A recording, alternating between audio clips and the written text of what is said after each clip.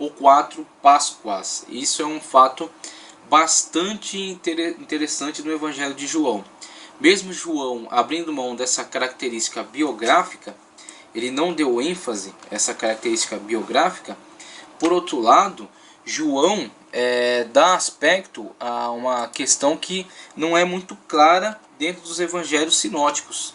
Não é muito clara nos evangelhos sinóticos, que é com relação ao período ministerial de Cristo. Temos na leitura dos 12 evangelhos, temos a impressão de que o ministério de Cristo foi mais curto, porque eles apresentam a vida de Cristo e finalizam todos com a narrativa de uma Páscoa. Só que no Evangelho de João, mesmo não dando uma ênfase biográfica, não descrevendo diversos aspectos da vida de Cristo, como Lucas, por exemplo, que descreve aquele evento em que Cristo ainda se encontrava no ventre de Maria, e João Batista no ventre de Isabel, e se encontraram e houve aquela manifestação espiritual. E depois, quando Lucas fala acerca de Jesus no templo discutindo com os sábios aos 12 anos, não temos todo esse campo de conhecimento, né? Não temos todo esse conteúdo. Mas por outro lado, João tem o cuidado de narrar, deixar claro no seu evangelho, que houveram mais de uma Páscoa. E aí discute-se entre 3 ou 4 Páscoas, dando uma noção muito melhor do tempo de ministério exercido por Cristo Jesus. Vemos isso de muito interessante no Evangelho de João. Por isso que a tese da complementação é uma tese bastante plausível, né, por causa dessas características. João focaliza Judéia e Jerusalém como principais locais de atuação de Cristo, ok? Então, muito interessante este aspecto, muito interessante esses aspectos do Evangelho de João. Dando continuidade, vemos aqui na página 32, por exemplo, algumas características que podem ser comparadas entre o Evangelho de João e os demais evangelhos. A ênfase teológica, por exemplo, uma outra diferença bem importante, intimamente relacionada à questão da teologia, é a do uso literário. A forma literária mais distintiva encontrada nos sinóticos é a parábola. E ali também há uma série de ensinos breves, vívidos, fáceis de lembrar, e pequenos incidentes unidos a uma declaração de ensino. Em João, o estilo de ensino de Jesus é o de longos discursos. Parábolas foram grandemente substituídas por discursos, e constata-se a ausência de pequenas declarações de caráter incisivo. Com esse tipo de aspecto visualizado, vemos que Jesus, tendo um ministério de pelo menos 3 anos, houve ocasião, oportunidade para todos esses eventos e mais ainda. O final do Evangelho de João nos deixa uma declaração muito surpreendente, onde fala que não foi possível declarar tudo acerca do ministério de Cristo, porque não seria possível capturar tudo isso em livros, haveriam quantidades imensas de livros. Então, com essa declaração, vemos João de fato observa que foi dado ênfase às parábolas, foi dado ênfase a aspectos biográficos, aspectos históricos. Então, uma vez que isso está preenchido por esses evangelhos, ele vai abordar outras questões.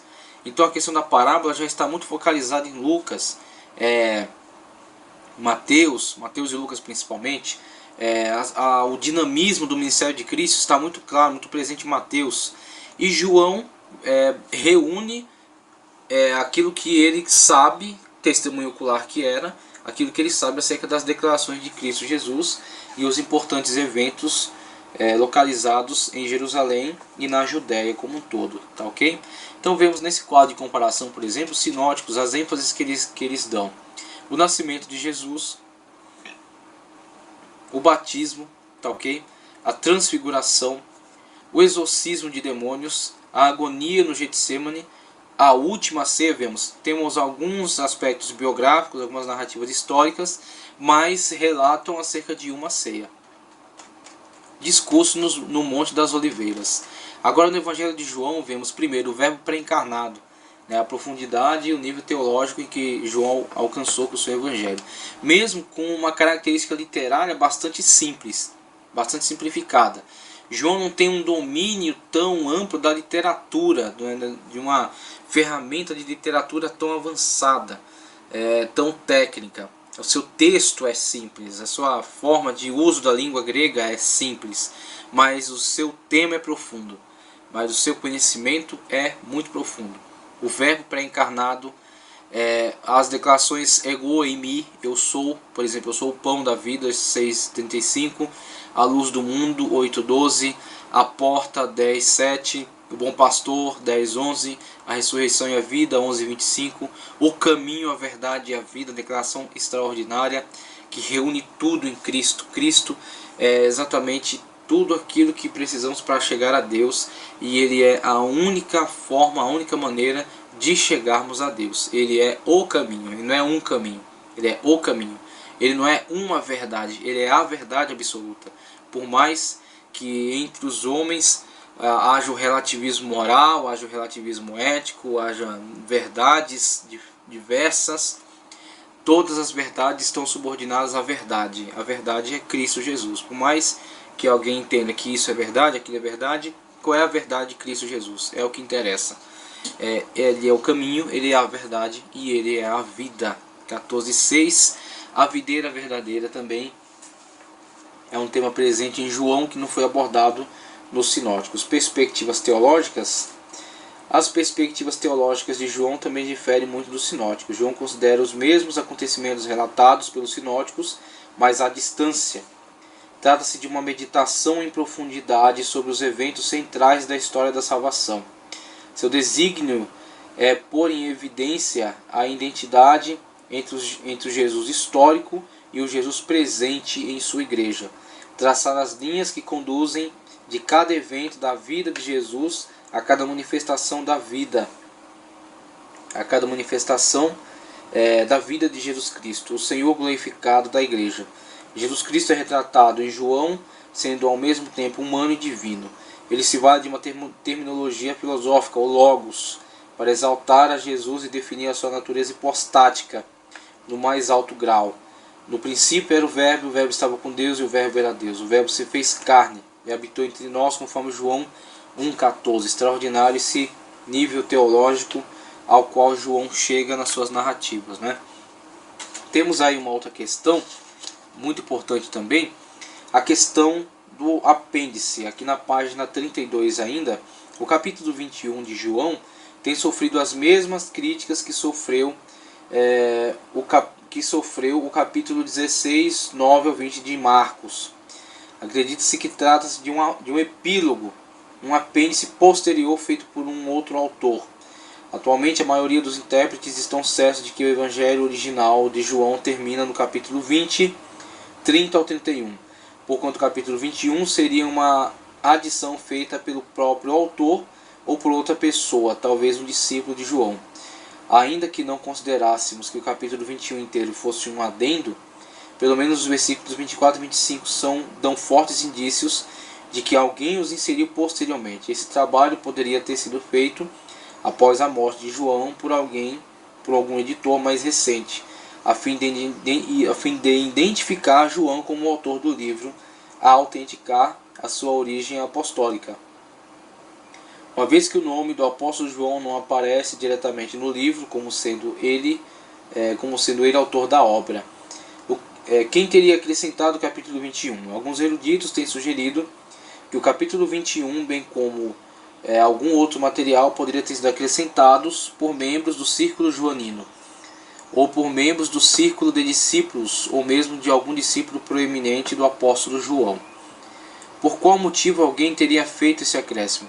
Ao examinar o conteúdo do capítulo 21 de João, os eruditos têm conduzido a essa possível adição, têm deduzido que essa possível adição teve os seguintes propósitos: além de legitimar a autoria de João, esclarecer também à comunidade cristã que Pedro, considerado uma coluna da igreja cristã, fora perdoado pelo Senhor Jesus após tê-lo negado vergonhosamente, pois todos sabiam que esse fato não foi claramente exposto pelos evangelhos sinóticos, portanto sendo este fato um detalhe que requeria maiores esclarecimentos.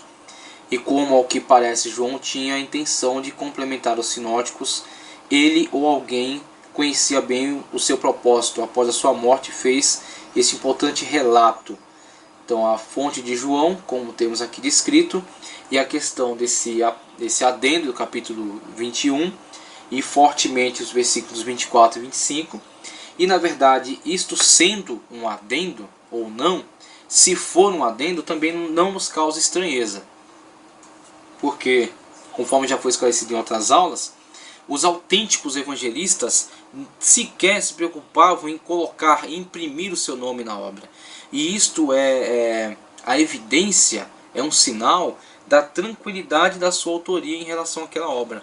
Os evangelhos apócrifos, por outro lado, que não gozavam da autoridade apostólica, não gozavam da autenticidade fornecida pela presença do seu autor, da sua testemunha ocular, como autentificando aquele conteúdo como verdadeiro, como obra genuína, necessitavam de inserir um pretenso autor, um pseudo-autor, e gozar de alguma aceitação a partir daquela alegação, mesmo que falsa, até que fosse desmentida por uma testemunha ocular. Então, essa é a grande questão desses evangelhos e cartas e atos e apocalipses apócrifos, sempre apresentarem um nome, se associarem a um nome de um apóstolo, para tentar gozar de alguma aceitação, enquanto que os evangelhos genuínos não necessitavam desse tipo de autenticação, porque a sua autenticação é a presença da testemunha ocular na comunidade em que aquele evangelho nasceu.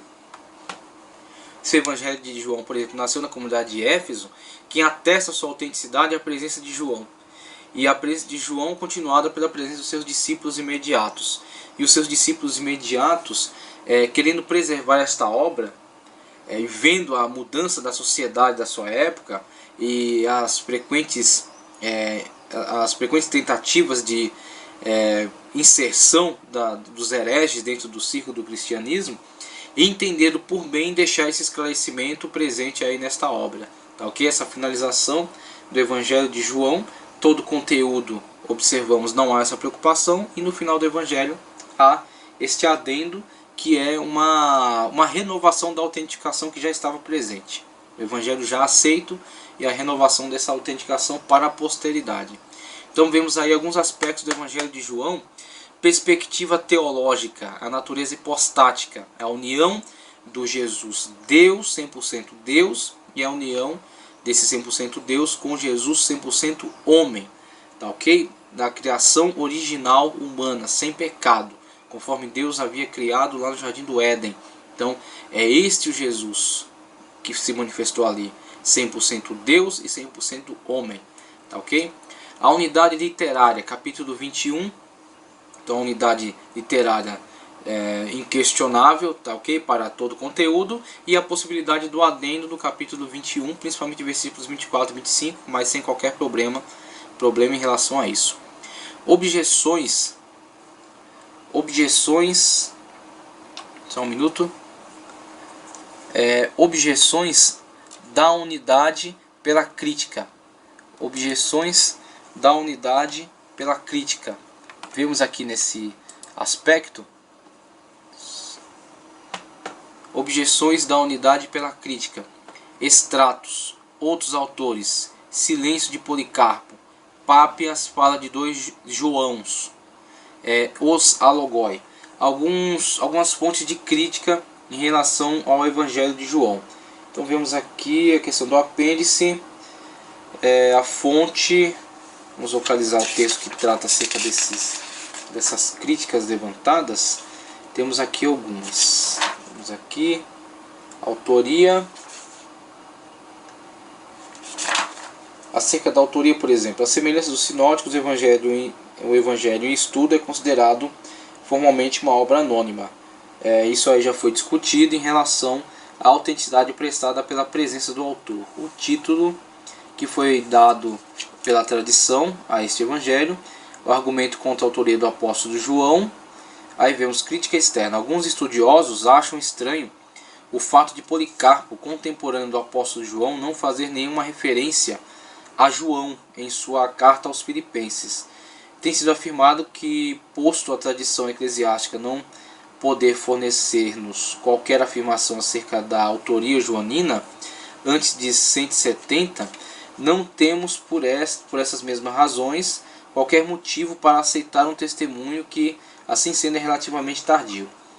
Entre o momento em que o Evangelho foi escrito e a primeira afirmação de que dispomos de que o apóstolo João foi o seu autor, deve ter passado um período de pelo menos 80 anos. Este ato de tempo parece invalidar afirmações posteriores a respeito, ou pelo menos parece torná-las um tanto duvidosas. Por exemplo, precisamos encontrar alguma explicação para o silêncio de Inácio, o qual escreveu à igreja de Éfeso quando da sua viagem a Roma, onde seria martirizado. Inácio apelou para a influência e o exemplo deixados pelo apóstolo Paulo, mas não fez qualquer alusão ao apóstolo João. E além disso, em seus escritos, não encontramos indício algum de que ele sabia da existência de algum evangelho escrito pelo apóstolo João. Então temos aí algumas objeções levantadas pela crítica. Acerca de Pápias, por exemplo. O testemunho de Pápias, bispo de Hierápolis, século II, que fala de 2 Joãos, também tem deixado muitas dúvidas acerca do autor do quarto evangelho.